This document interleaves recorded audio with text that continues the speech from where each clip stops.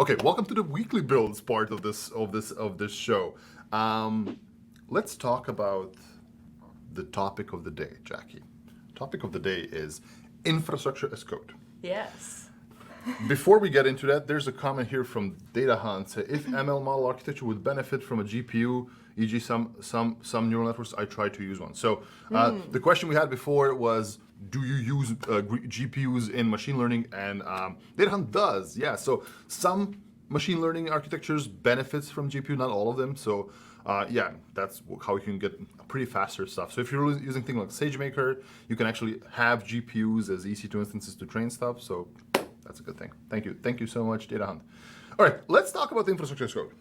But Jackie. first, before, I just want to say that like having this kind of feedback in chat is one of my favorite things about doing this show and really any live stream. I love the opportunity to talk to you and also learn from you in the comments. So like, please keep it up. Please keep talking with us. We see it. We love it. Yeah. But yeah, now we can talk about infrastructure as code. Okay, so let's explain to the wonderful folks here, what is infrastructure as code and why should I care about it?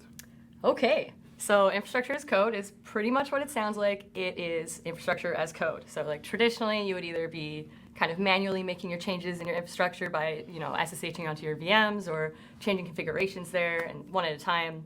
I did that for a while and it was fairly painful, very painful. But the idea with infrastructure as code is that it allows you to bring in some of the developer processes, like being able to do code reviews or to be able to take this template and use the same thing on multiple machines so that whatever you have is in fact what you're getting. Yeah. You're not going to be possibly missing a key as you're typing it or copy pasting something wrong, or maybe you're tired and something has just gone off and you didn't realize, right? Click ops, right, as they call it. Yeah, click ops, I don't know, SSH ops. SSH ops, yeah. Shh ops. Shh ops. Sorry. So what was your first? What was your first bit of infrastructure as code? Oh, that's a good question.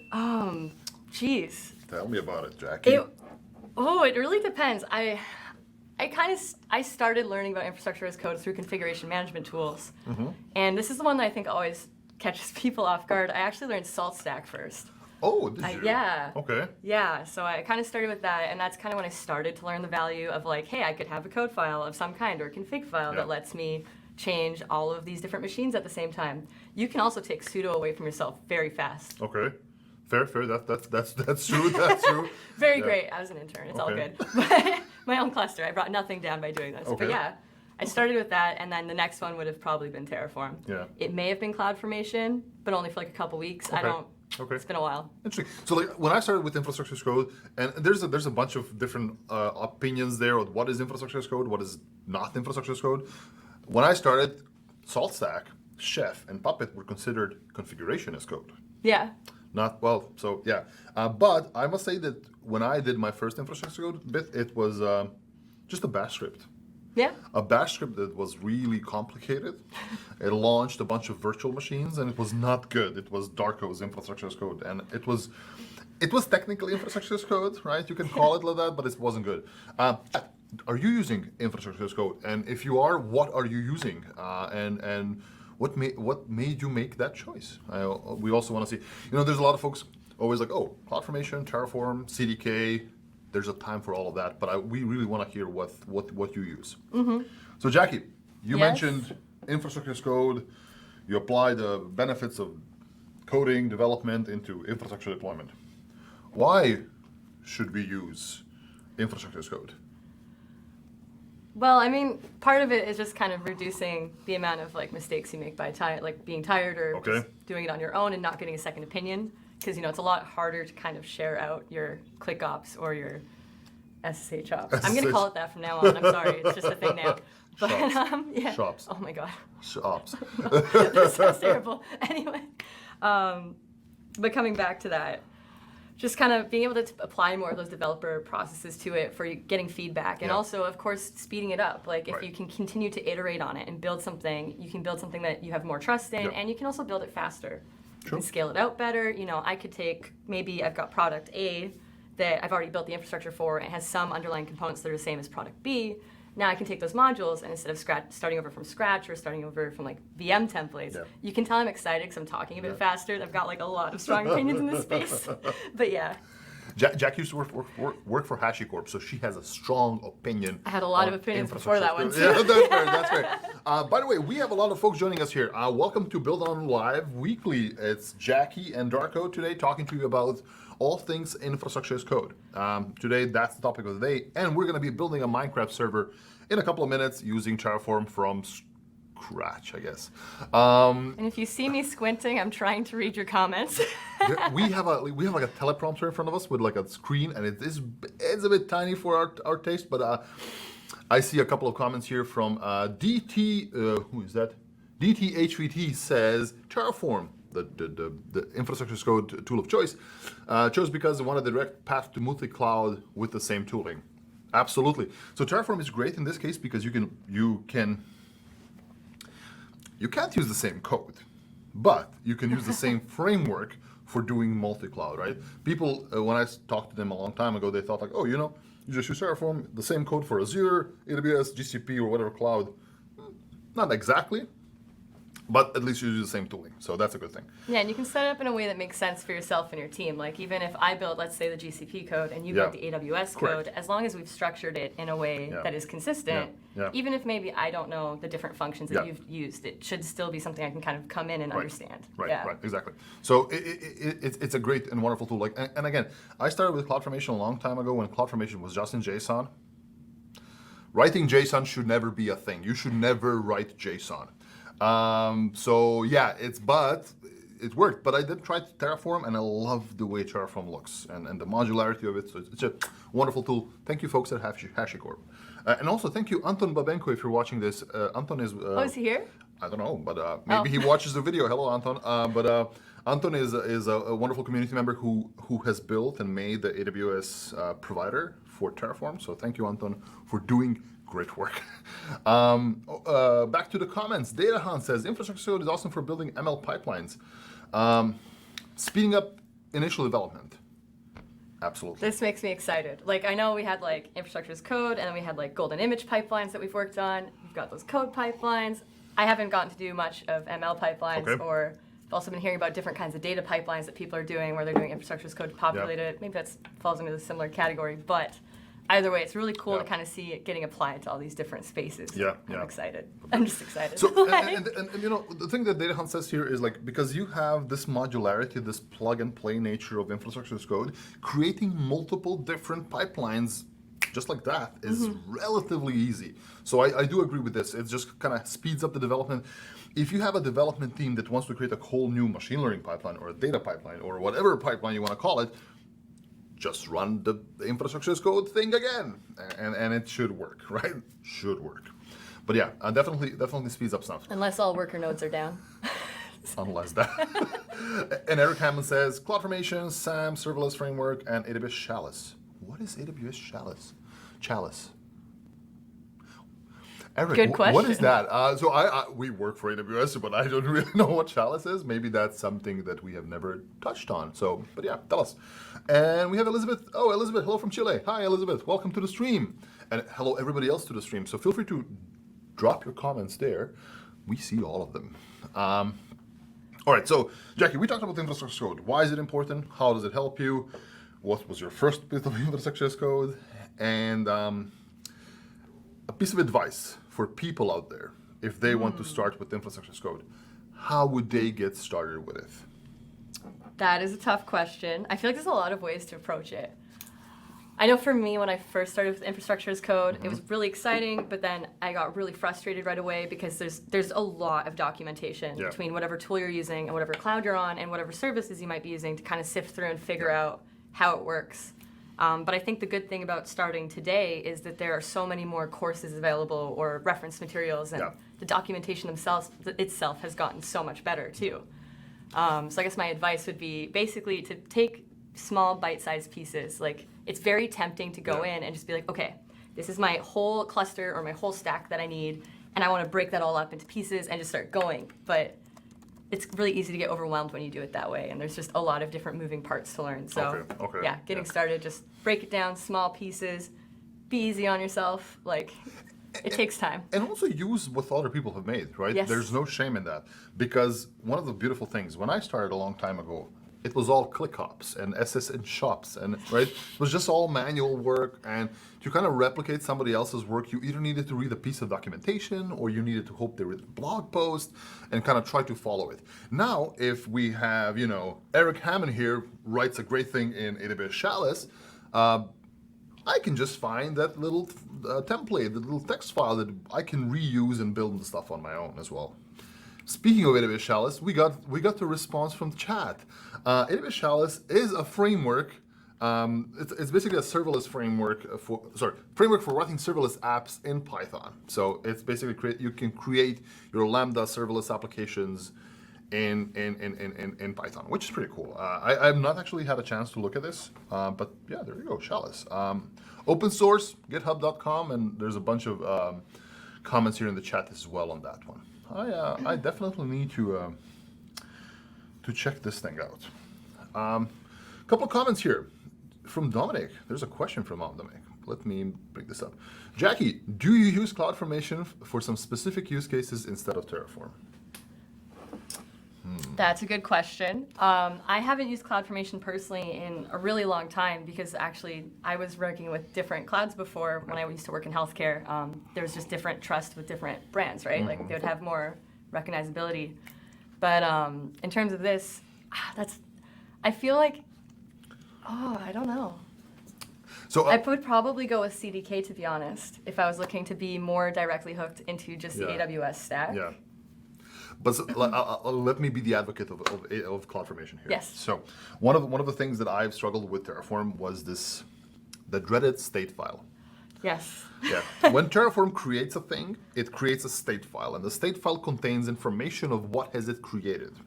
Now, if you have multiple people working on this one, you need to find a way to kind of merge the state file, right? Have it centrally located on an S3 bucket or a DynamoDB table, or there's a bunch of Terraform Cloud. Terraform options, Cloud. right? There's a bunch of options, but for me as a solo developer using just a standalone version of Terraform,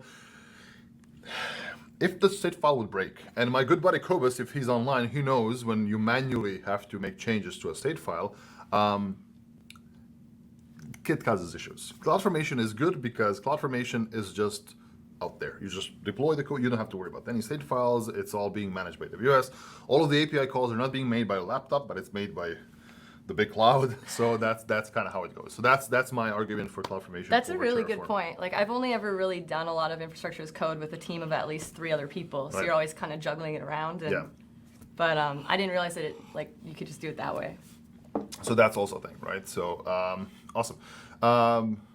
A great comment from Elizabeth, and this is a fact. Once you start doing stuff in infrastructure as code, you just don't know how to do it any other way. So It's true. It's true. I remember I was doing so much things in CDK, and I'll get to a comment here from Curious Orbit. I was using so much CDK to build stuff. I came to a demo, and I'm like, okay, I'm gonna go create an auto-scaling group. And I'm looking at the console, and I'm like, I don't know how to create an auto-scaling group by clicking. I'm like, what my option is? What's my option here? I don't know. And I completely forgot how to actually create an auto-scaling group from the AWS console, which is relatively easy to do, but I just don't do it. So once you get into it, it just becomes second nature. And just being able to copy paste those base parts that you already know you're going to Yeah. use, or import the module Yeah. instead Yeah. of having to click around and find everything in different places. It's just so much Yeah. easier Yeah. after you get used to it. And imagine Yeah. this, the benefit of infrastructure as code. You can do this. Oh my God. You can take a Commodore 64 and technically create your AWS infrastructure using this bad boy. So should you do it? Probably not. Why not? But you can. I actually did it once. Of course you did. I've deployed AWS infrastructure using this thing through a serial connection. That's a story for another day. But yes, you can do it technically. You should not, but you can. And a comment here from Curious Orbit. Why CDK over CloudFormation? That's a discussion, but I would love to get into it. So there's a couple of reasons why, and why not. So CDK gives you a lot more abstractions, right? So you use Python, you use TypeScript, you use Java, .NET, Is there a Golang version of it? I think there's a Golang version of that, of CDK. So all of these different languages give you so much abstractions in the way you create things. So one benefit, if you create a VPC on CDK, you need exactly one line of code. That's pretty nice. If you do it in CloudFormation, you need like 87 lines of code. So there are differences. CDK is very opinionated, but CloudFormation is very low level. So you can control all of the things in CloudFormation. So when should you use each one? I don't really know. But one of the great things about pure CloudFormation is that you exactly know what's going to be launched. CDK generates CloudFormation, so you do see CloudFormation at the end. But if you write raw CloudFormation, you're 100% sure that this is going to happen. So yeah, that's a thing. I think for me, I just said it because I'm personally interested in learning it better because I've played with Yeah. CloudFormation a little bit a long time ago in like 2016, Yeah. but I haven't gotten to play with CDK yet. Yeah. So it's more about like learning the different options so I can give better answers to these questions about like what would be the right time for you or what would be the things you want to consider more so. Yeah. And so there's also a follow-up by Curious right here. Curious Orbit. Thanks, follow-up. A follow-up question. Is there any benefit to CDK if we already have a lot of CloudFormation templates already? If you've built... So again, one great benefit of CDK, because it's a programming language, you can use a lot of programming language mumbo-jumbo in it. You can read files off disk. You can create your functions and your loops and your conditionals much more easier than in CloudFormation. And also if there is if you have a team which is an expert in Python, they may be able to use their skills in Python to write better infrastructure as code. I can't believe I completely missed that point too, because like one of the things that I always had with my previous development teams was that they were like, if you could write this in a language that we already work in, we could help you to iterate on it better and contribute back instead of just kind of, because we had a big discussion on how do we not throw these things across the wall. Right? Yeah. So for them, they're like, if it's in the language we're already home base, like much easier. Yep, But absolutely. Absolutely. So there's a bunch of things, right? But if your company has like a thing, oh no, we only use CloudFormation, that doesn't mean you can't use CDK, because guess what? CDK creates CloudFormation. So instead of deploying using CDK deploy, you can just use CDK synth to synthesize the CloudFormation template and then use the CloudFormation template. So there you go. Okay, one more question getting in from Iconoclastic saying, is there an InfraCost for CDK? I don't think InfraCost supports CDK natively, at least not as I know, but InfraCost does support CloudFormation. So technically, you synthesize the CloudFormation template from CDK and use InfraCost on that one. We have not tried it, but we may try it in some future episode once we do some CDK. So yeah, awesome. Jackie? And I think we also missed somewhere way up there, somebody had also mentioned that they're using Pulumi as well as their infrastructure as cost. Infrastructure as cost. Oh my gosh. Yes. Infrastructure as code tool. Infrastructure as cost is a thing. So yeah, David Sol Lehman is using Pulumi. So Pulumi is one of the also one of the infrastructure as code tools. I've tried it. I had issues with Pulumi on my laptop, but that's my laptop. It's nothing to do with Pulumi. So currently, some of the big infrastructure as code tools out there that I know of are, of course, your Terraforms, your CDKs, your CloudFormations, and your Pulumis. Is there something? And your Bash. Okay, Bash, so yeah. sorry. Bash and PowerShell and VB script if you want. So you can technically do it in anything, but there's a reason you don't do it. Awesome. Coolio. Yeah, and just want to say too, I'm loving this engagement. Thank you so much. Please keep it coming. Yeah. Like this makes, I already said this earlier, but for those who've joined, like this is the best part of the show for me, and probably for you, is we get to talk to you, we get to hear your questions, we get to learn from you. Yeah. So yeah, and also let me use this current engagement for our own benefit. So one of the things we try to do on this show is also gather feedback from you. So when you watch this show, when you watch Jackie and me talk about this mumbo jumbo here, do you like it? Are you enjoying yourself? Can we do something better? If so, there's a little link in the chat right now for a survey. We would love it if you would just tell us what you think about today's episode. You don't have to do it now. We still have more content for you. Yeah. But we would love to see what you think about all this. Should we keep on doing it? Should we stop? If we should not stop, tell us what you want to hear. There's a little form field in the survey where you can write stuff. So please do that. And just like our code, we want to keep iterating on the show Yeah. and improving it and making it better every time we have a new release or exactly. a new episode. So. There you go. And whatever we're Iterating. teaching, we want to make sure it's what you want to learn. So again, just please tell us. We'd love to do it. Yeah, putting it out there. Homeless 207, we use ZSH, not Bash. Okay? Same. Yeah. I mean, there are differences between Z shell or Z shell and Bash. Fair. But yeah, Z Do you shell. ever realize that you've never said something out loud to somebody and that you say it weird in your head? Because the zish is what I say in my Zish, head, and I've ZSH, never yeah. actually tried to say that, and now I'm very concerned. ZSH. Yeah. There's a couple of words you don't usually pronounce out loud. So ZSH. So yeah, it's great. And DTHV CDK for Perl 5. Oh my God. And but here's the thing, Mr. DTHVT. CDK is using a tool called JSII. It's a tool that basically converts JavaScript CDK into other languages. So to introduce support for Perl should not be that difficult. So if you feel like you want to introduce support for Perl 5 and you feel like you can do it, you can find CDK on GitHub, and yeah.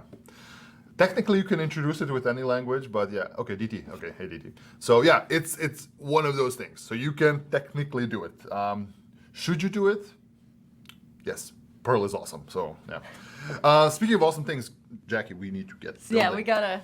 All right, we're getting caught up. So we're like, getting yes, caught we love up. this, and I almost feel like we could do a whole episode of just Yeah. like chatting with the community. I love it, but we need got to some build- building stuff, we or we have to do magic, and then we lose steps. So. We promised. We something did to you. promise. We promised something to you. Now we're going to be building something here, and just to put this out there, we have not invented any of this, right? We have actually used a blog post, or sorry, a GitHub repo from somebody who've done this before. We're just going to take you through the process of how you do this in Terraform. Now, this is a Minecraft server. If you don't play Minecraft, that's okay. It's okay. You learn. It's a wonderful game. You can do it. But even if you don't really care about Minecraft, it's a great way to kind of experience Terraform and just to see how to launch a simple EC2 instance on AWS using Terraform, right? So, what do I need, Jackie? How do I get started? What? Well, we need Terraform. We need Terraform. So I need to install Terraform somehow. And the way you install Terraform is actually you go to you open up a thing, you Google Terraform, and they give you an example how to install it. There's a brew command, right? Yeah, there's brew as well. Yeah, I think you can technically download it, right? Or you can use just a brew command if you're on Mac OS. And that should work. So set up this tab, HashiCorp tab, and then brew install HashiCorp tab Terraform. Should be super simple. We have already done that. So if I do, is this the one? It's not the one. If I do Terraform. Oh, there's so many Terraforms. Oh my God. Form version. You should see that I have Terraform 1.2.5. Chat, is this pretty visible? Like, is the size of the font okay? Not the big font, but like the small font. Is it okay for you? Should I zoom in a bit? But yeah. You know, you pointed at me. I was like, I can't get any taller. I'm done growing. Jackie, let me get you a little Little box. little box to stand on. Cool. Okay, so we have Terraform installed, and we're gonna have to go and create a Terraform file. So Yeah, what is a check it out. Terraform file, Jackie? It's your main.tf. Main.tf. Okay, main.tf. So this is the file where we're going to be writing all of our code. This is where we're going to be deploying our infrastructure. Now, And if you wanted to do more, of course, you can call them from your main.tf as well. But for the sake of this live stream and this demo, Yeah. we're going to keep everything in one file. Correct. So it's nice and simple. correct. There's a couple things we need here. So we're going to need to configure the provider. So Oh, geez. what is a provider, Jackie? The provider is typically whatever you're going to be working with, like whatever Okay. you're trying to provision up on. So in our case, it's AWS. Okay. There's plenty of other kinds that it could be. Like it could be other clouds. Okay. I believe you can do other services. I think there's like Kubernetes providers. There's all kinds of different ones that you can Okay. do. Okay. So we Yeah. need to define a provider. We are gonna need an EC2 instance. So basically, EC2 instance. This is where we're gonna be running the Minecraft server, and we're gonna be needing a security group.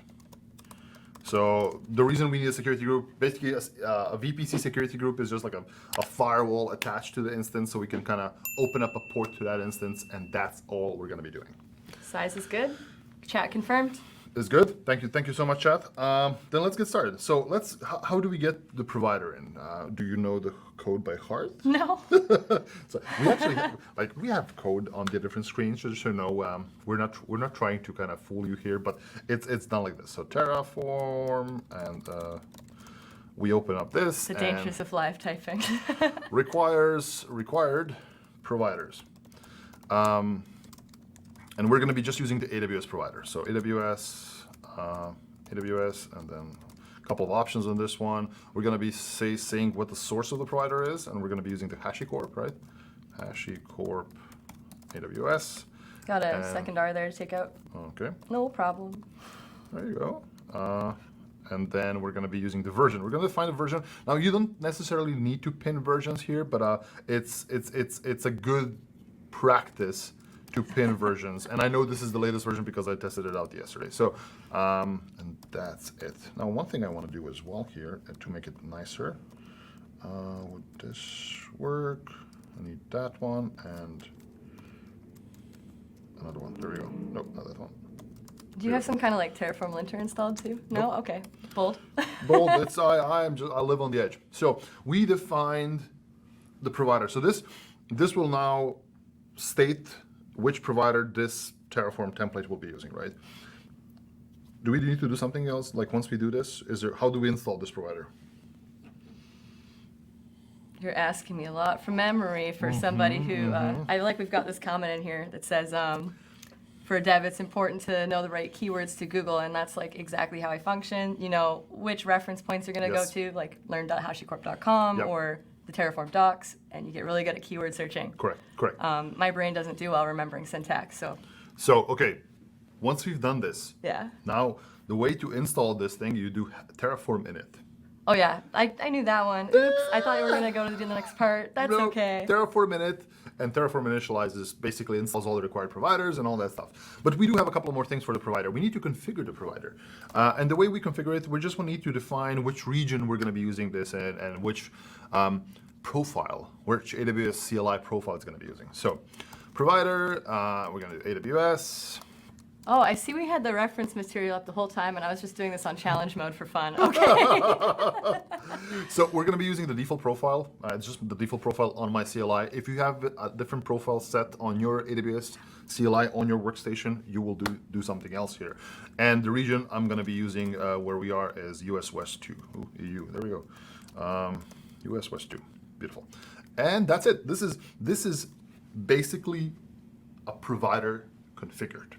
That's it. Now, if I would be doing Terraform init, it should all install it. I've already done that, so I don't need to do that. Let's go ahead.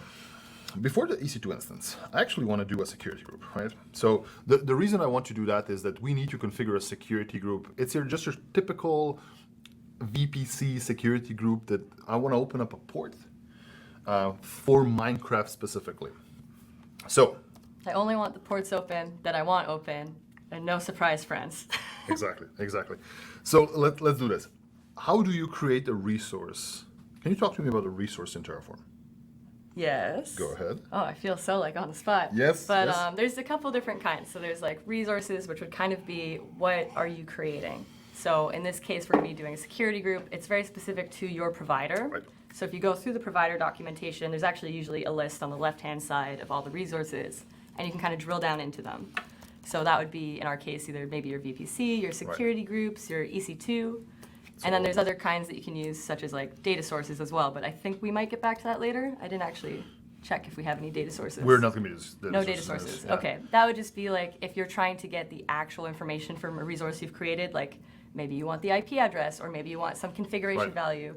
That would kind of be how you pull that in. It's like a read of the resource that you're creating. Right. So we're going to be using this thing you're seeing on screen. We're going to be using the AWS security group as part of our code. So this is where you can find all of the basically how you would use like a resource, a security group, which VPC, the ingress and egress rules, all those things. So yeah, what pieces you have to make it work and what's required and what's optional. Exactly. Yeah. We just have a couple of simple things. We're not going to go too much into this, but so let's do it. Resource, AWS, EC, is it EC2? No, just security group. Security group. And people should tell me, Darko, you should paste code so you don't have to worry about this. I live on the edge. Minecraft. We're adding a little bit of flavor. Yes, exactly. And so, of course, that first variable we have there is the name of the actual resource, Yes. and the second one is the name that we're giving it for our own Correct, reference point. correct. This is the resource name, and this is for us just to use in the future. I Right? say that because when I first started learning, Yeah. you know, a lot of them would be like AWS Security Group, and the name would just be Security Group, and you'd be like, wait, hello? So it took me a couple tries actually to realize the pattern there originally. Okay. Yeah. Now let's define ingress and egress. Egress rules. So these are just the rules that basically the ports we allow open out and in. So out and in. So let's do some ingress rules. The ingress rule is going to be the one that we allow people to connect to our Minecraft server. So Minecraft uses a specific port number 25565. So we're going to do that. Let's do a description. Let's give it a nice name. Call it Minecraft port. Right, there we go. And then the port is gonna from port is gonna be this 25565. Is that what I said? Yeah. And then to port is basically gonna be the same thing because we're just gonna be using a single port. If we had a range of ports, this would be two different numbers, but in this case, it's just fine. Then we do a protocol. This is going to be using the TCP protocol, so just TCP. And then finally, we're going to be using CIDR blocks. CIDR blocks are basically IP ranges that you allow to access, basically give you access to this port. Now, because I'm not going to give a specific range here, I'm going to just do everything. So when I was younger, like people told me the internet address is 0000. So yes, we're giving the internet access to our Minecraft server, which is always smart. Yeah, it's a great time. So simple, like just an ingress rule here. We're going to be doing the same thing for an egress rule. So I'm just copy paste this entire thing here. Now, the egress rule here, we want all ports to anywhere. So we're going to just call it send anywhere. Send anywhere. And from port, we're just saying 0, please. From port 0 to port 0. There we go. And the protocol is actually going to be a weird protocol. It's going to be called -1. That means any protocol. And that's it. So this is an egress port that will allow our security group to be accessed from anywhere. And let's also be a bit, let's follow some best practices and tag our resource. Tags like that. And then let's give it a name tag. Boom. And tags are just a way to kind of tag your AWS resources. So we're going to do that name, and we're going to call it Minecraft Security Group. Boom. And this is going to be visible on your AWS console when you look at these security groups, right? Awesome. You have Minecraft bots ready. There's a bunch of comments. Wait, we need to address the comments. DT says, for anyone reading Terraform for the first time, the first resource label, okay, yeah. So the thing that Jackie explained. So when it comes to resources, this is how it works, right?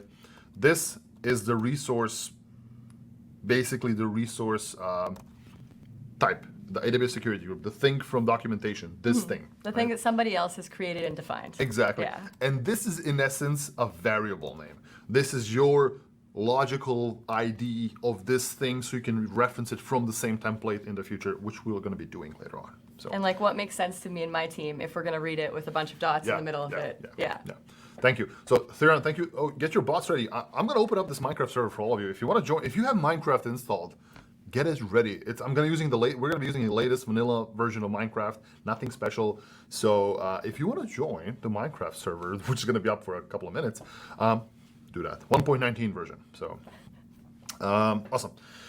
Let's move on. All right, we have a security group, Jackie, now. So we do. I think we're good on that front. And finally, one of the things we need here is we need an EC2 instance. What is an EC2 instance, Jackie? Well, it is a virtual machine that lives on Amazon Web Services that we can then spin up instead of having our own computer or our own server in our house. This lets us use somebody else's server. Exactly, somebody else's server. It's in essence, a VM, and we're going to be using Linux here. We're going to be using Amazon Linux to do this. So we're just using like a vanilla image here, right? Like that's been produced by Amazon. Exactly. So this, this is nothing specific to Minecraft, nothing specific to Terraform. This is your typical vanilla, run-of-the-mill Amazon Linux AMI, Amazon machine image we're going to be using here. So I'm going to paste a bunch of stuff because we have 10 minutes left. Magic. Explaining stuff here, like before. Resource. Instance is the resource type, and Minecraft is the logical name of this instance type. Beautiful. An AMI. Oh, and I think we named it Minecraft up there as well. And for anyone that's kind of following along and just learning, the reason that this is going to work is that when we call it, it is going to show us something like AWS instance.minecraft and not just Minecraft. Correct. As you can see here on the AWS security group, .minecraft.id. So that we can call, we can use the same logical name, same variable name. Yeah. Oh, sorry. It's okay. We can use the same variable name for multiple different resource types. So what we're doing here is just giving an AMI an instance size, a T2 large. Let's actually do an X large. Why not? Let's live on the edge. X large, a bigger one. Yeah. We're defining what security group we're going to be attaching to this instance. We're going to tell it, hey, please use the public IP, so associate a public IP address to it. Give it an instance role. I'm using an instance role specifically here. I'm going to explain to this in a bit, but so I can access this instance using Systems Manager. A whole different service, but it will help me manage this instance through the power of the cloud. And I'm also defining the root size here as 30 gigs, because by default it gives you 8 gigs, which I don't trust. So giving it a bit more storage. But I like living on the edge. Oh my God, like living on the edge. Okay, one more thing.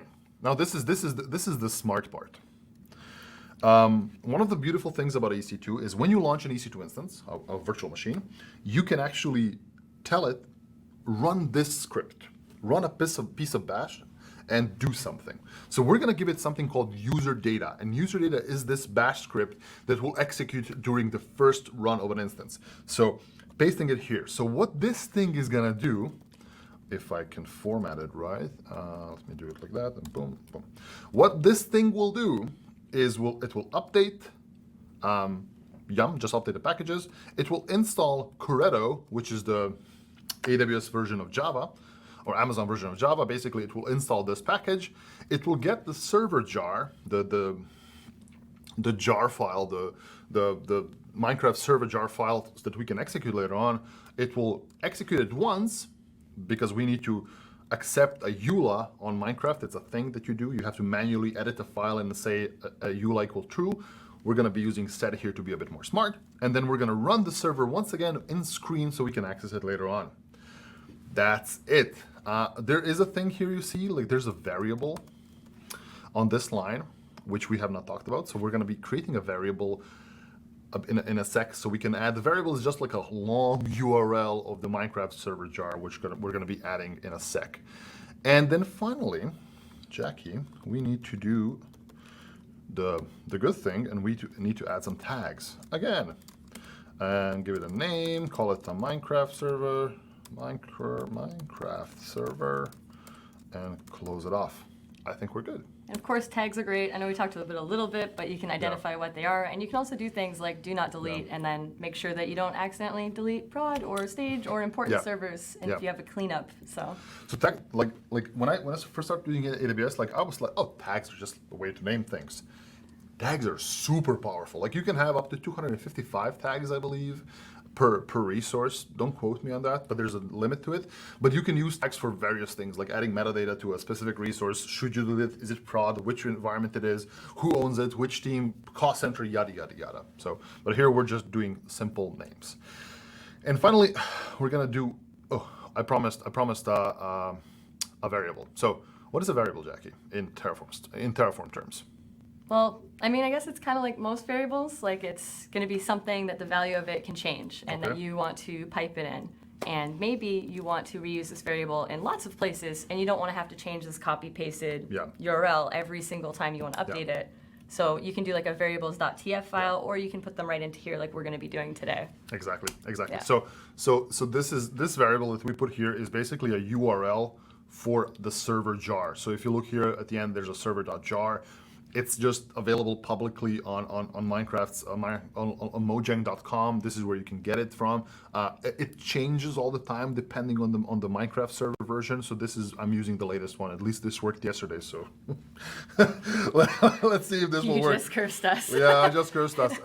So that's a thing we've added here, and then finally, I'm gonna add one more thing, and I'm gonna copy paste thing here because I want us to get done. And I do see we're getting some more comments about tagging, and we've got a nice link in there about tagging as well. Correct. Thank you for sharing that. So yeah, thank you, KJ Hawkinson, for sharing the documentation on some tagging. And Curious Orbit says tagging is often overlooked, really powerful. Check it out. If you're not tagging stuff on AWS, you're missing out. Please do. Please do. Please do. All right. So I think we are ready, Jackie. So the output thing. We are. Just let me talk about the output thing here at the end. This is just a simple quality of life thing. What we're saying here, give us the address, IP address of that instance we're launching. So basically what it's doing is outputting the value of this instance. Sorry, not the value, the public IP, which is basically, it's a property. It's a property of this instance. It outputs it once it's done. So ultimately, once we deploy this with Terraform, we should see like a little IP address which we can use to connect to this instance. And of course, you can also do things like output after we've run it, and then you can also output it to a file, and then use that file in other commands that you want to run. Just handy command to have. Awesome. So Jackie, I think we're good. Provider configuration. We have a variable. We have a security group. We have an Ec2 instance. And I think I closed all of the things. Okay. Fingers crossed.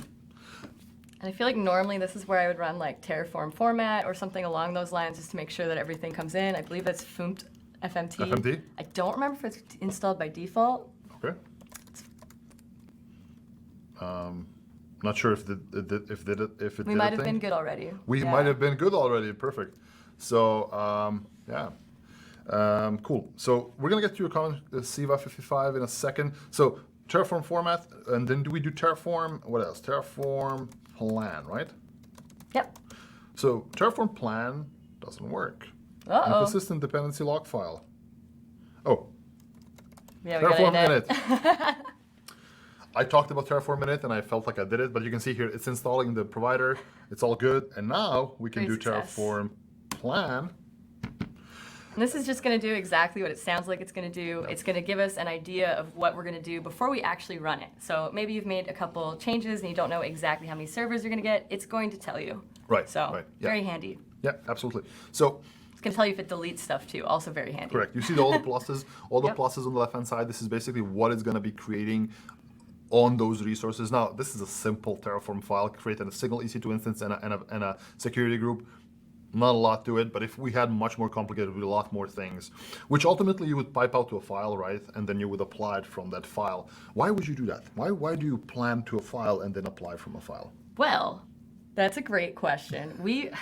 When I used to do it, we did it because it was part of our pull request process. So we would output it to a file, put that into the pull request comment as we put the commits in, and then we would make sure that we had a chance to review that, like, does this do what we think it's doing?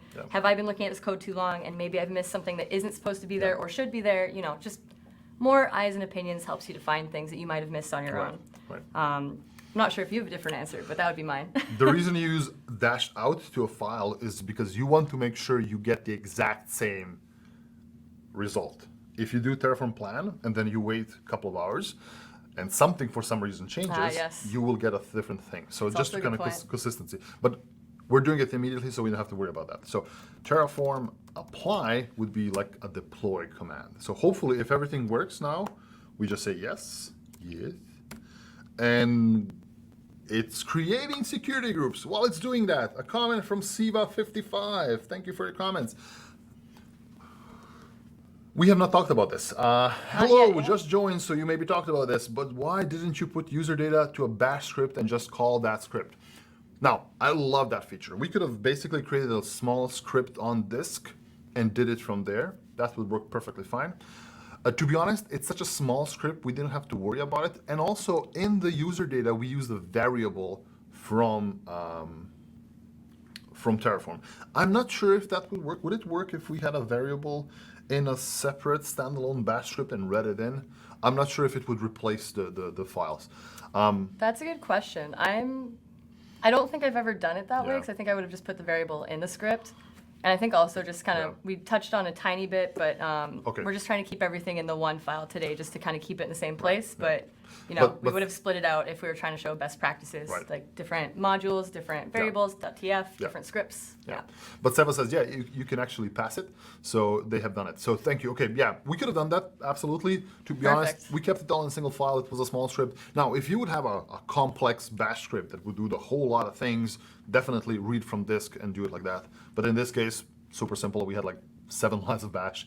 Should not be too complicated, yeah. So And it looks like Funt did run as expected there we go. because it outputted the name of the file. And Seva says they have a bash script that installs InfluxDB. Yeah, of course. In that case, you do all of those things. All right. We have launched an instance. Before we kick it off, I want to do something. AWS SSM. I want to see if I can connect to this instance to see if it's up and running. And it is. Perfect. Great So success. the instance is on. So one of the things I'm going to do here, sudo su, switch Oh, to my a favorite root. command. Switch to a root and do something screen.ls.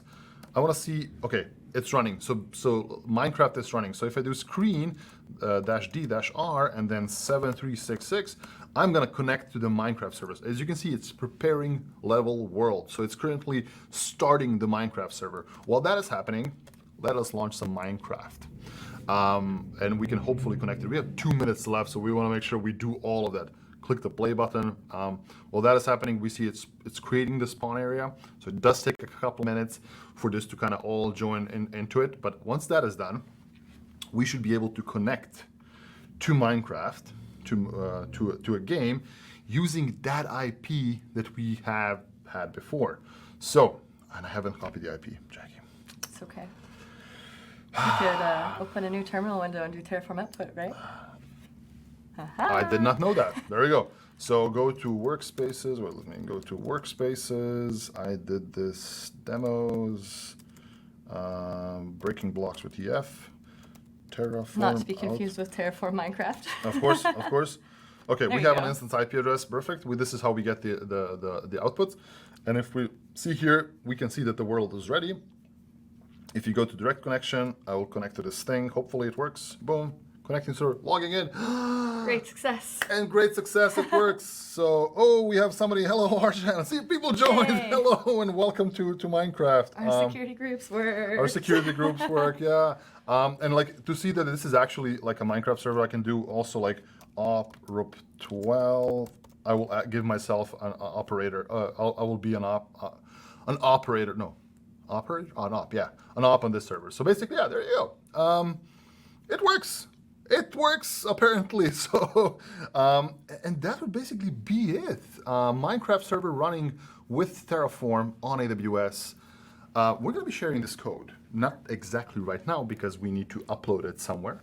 But make sure to follow us on social media. I think both of us are available somewhere on the Twitters and on Twitters, LinkedIn. on the GitHubs, on the LinkedIns. Exactly. So do check it out for sure. Before you go, just because I see you have a bunch of people here, welcome to the live stream. I also want to ask you to, if you are interested in, to give us some feedback. Tell us, do you like this show? What can we do better? So I'm going to paste a little thing here in the chat. Check it out. If you want to go and tell us how we did, what can we do better? Do you like the show? Should we keep on doing it? Yes or no? And just go in that thing. Go in that thing in the survey and let us know all of that. Seva, oh, is Hrvatske. Zdravo, hello, zdravo. Yes, I'm from Serbia, so yeah. We're from the same part of the world. Wonderful. Thank you everybody for being part of this. Join us next week, 9 a.m. Pacific, twitch.tv. Eastern. Noon Eastern, twitch.tv/AWS. Every Thursday at 9 a.m. Pacific, noon Eastern or Toronto time.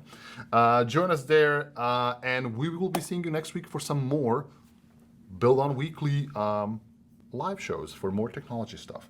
Yeah, Thank you very much. Stay tuned to see what we have up for you next. And we thank you so much for joining us again. And we can't wait to see you again next time. And unfortunately, Jackie will not be part of this. Well, she I will won't be in part. the studio She next won't be in the time. studio, so we're gonna have to do this completely remotely.